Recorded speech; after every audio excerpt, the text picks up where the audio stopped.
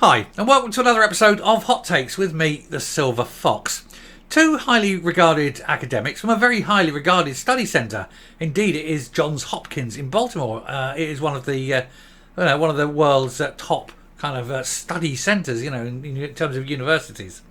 They've written a paper all about the Scottish National Party and how they are comparing them to, let's just say, the bad guys of World War II. Of course, we know the history of the SNP and we know it's exactly what they base themselves on.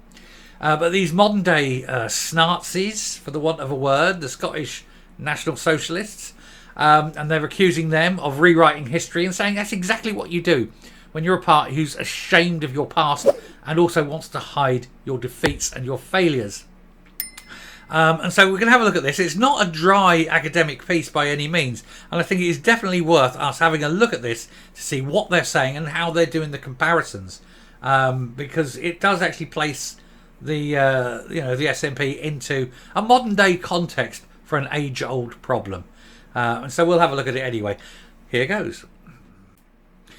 So the SNP are accused of rewriting history, and they're compared to the National Socialists by respected academics. Two academics at the Centre for Advanced Governmental Studies at Johns Hopkins. They've written John Hopkins here, but this is what do you expect? It's Johns Hopkins, as I'm sure you all know. University wrote about how the nationalist brand of politicking could also be compared to Donald Trump's "Make America Great Again" slogan. The SNP have been blasted by a pair of respected academics for attempting to rewrite history in their bid to break up the United Kingdom. And the nationalists were also compared to the National Socialists following World War I when they attempted to misrepresent their defeat. And of course this is what the SNP do. They blame others for everything that goes wrong.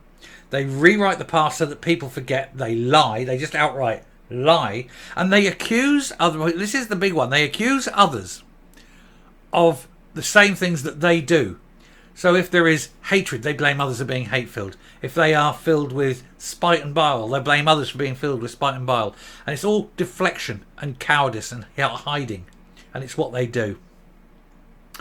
In a brutal takedown by Benjamin Ginsberg and Jennifer, I'm going to presume Bachner, of the Centre of Advanced Governmental Studies at Johns Hopkins University, they highlighted the SNP nationalism as a prime example of how contending political forces manipulate the past, present and future.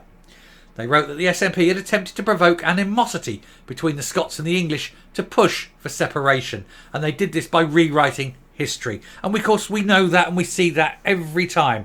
All they do is look for division, division, division. They are not a force for good. In politics, a force for good is one that unites.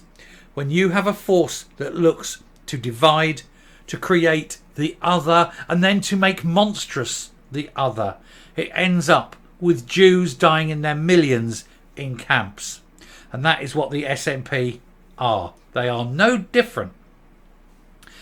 Anyway, in their recent book, Warping Time, they write, to bolster support for the idea of a free and independent Scotland, leaders of Scotland's National Party, of the Scottish National Party, have rewritten the Scottish past to comport with their vision of a Scottish future.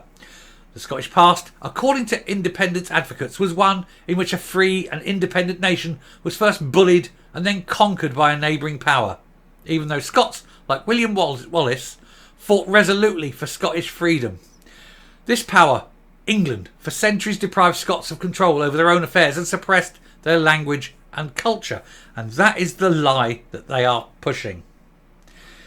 And of course they do, and they push it all the time. Independence, freedom, Jesus, everything is William Wallace, everything is Braveheart with them. But of course nothing could be further from the truth, and that film was a load of old shit anyway. Don't get me wrong, it's a great film. If you're going to sit down and watch a film, it's a wonderful film. Action sequences, you've got it all. It's a very entertaining film. But its regards to historical accuracy was utter shite. Anyway, opposition critics have accused the SNP of grievance mongering as they repeatedly attack the UK government and claim that with independence they will be able to sort a wide variety of issues.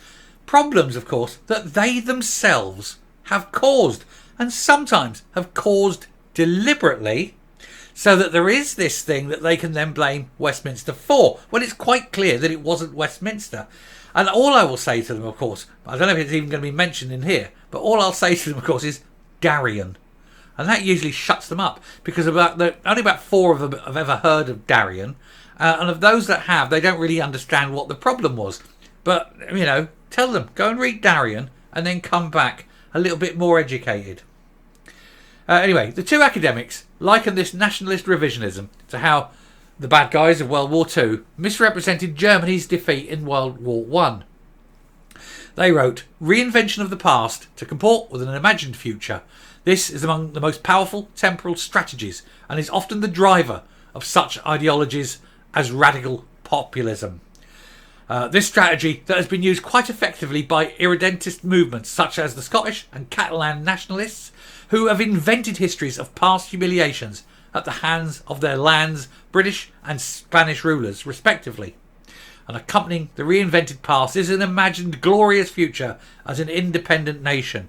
However, most Scots know, A, that the crap that the SNP are peddling is just that, utter shite. There was no golden era of Scottish wonderfulness. Scotland has always been what it is, a much smaller neighbour to England. Yes, it was independent. It had its own leadership, its own nation status. But it gave that up and begged for help eventually. I mean, yes, sure, there was wars, but let's forget nothing about the Scots declaring war on England as well and getting down as far as York, for heaven's sake.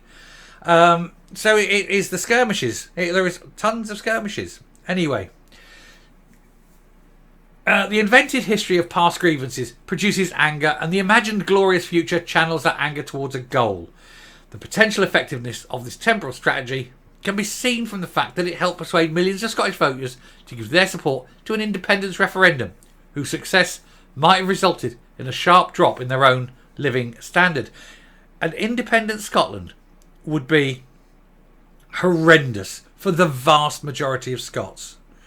It would be horrendous for people in the north of England as well, because that cross-border trade is often important both to the northern English as well as to the southern Scots.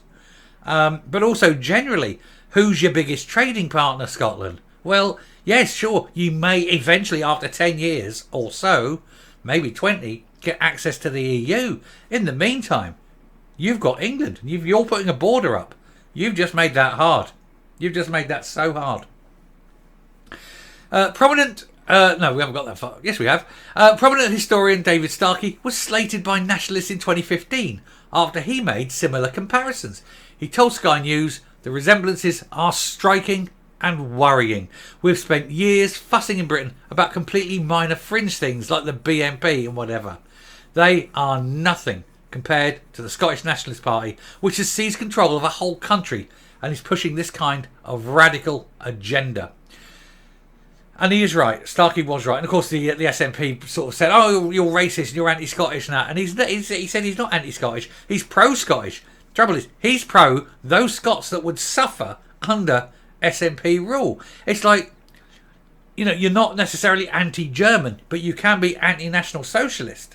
And you've got to think about the poor Germans who suffered under that regime. The German war machine was one thing. But you can't say every single German in the Second World War was evil. But they were driven to do evil things because of the regime.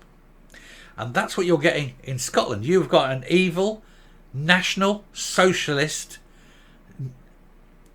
single-minded regime that has picked one group that it's othered, the English, and that it wants to utterly defeat. And he wants to basically throw the English out of Scotland in much the same way as who wanted to throw the Jews out of Germany.